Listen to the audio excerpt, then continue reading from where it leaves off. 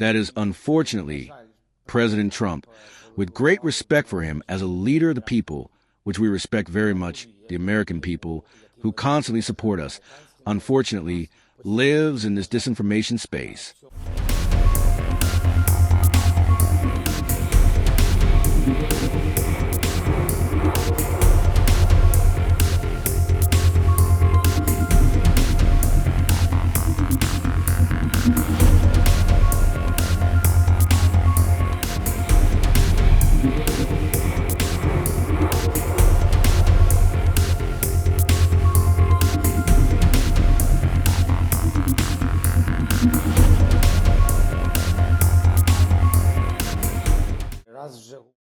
Since we are talking about 4%, we have seen this disinformation.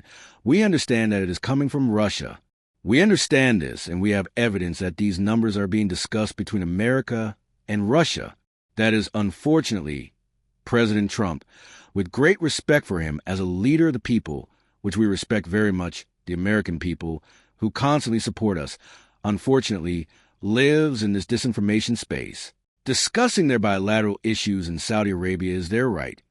Although I believe that the United States of America is helping Putin come out of years of isolation imposed absolutely fairly after the full-scale invasion.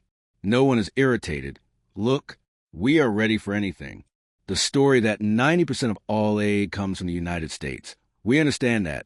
Well, the truth is slightly different, although, of course, we are grateful for the assistance. And that is why I would like Trump's team to be more truthful, because all of this certainly does not have a positive impact on Ukraine, but it does help bring Putin out of isolation.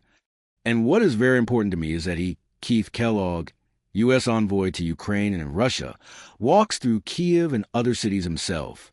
He said that 20% of the capital is gone, everything is destroyed. I want him to see for himself and then ask if they trust their president. Do they trust Putin? Let him ask about Trump, what they think after the statements made by their president. I think it is important to just go and talk to people. We do not want to take him anywhere. Here is the ambassador and let them go together. I believe it is very important to understand firsthand what is happening. And beyond that, as I said, I am ready to go with him to the front line. I will go with him. Let him talk with soldiers there. If the soldiers are ready to agree to these conditions, to go home and give everything to the Russians without having guarantees, let him ask them about the elections and trust in the president. Let him ask the people who live and fight here.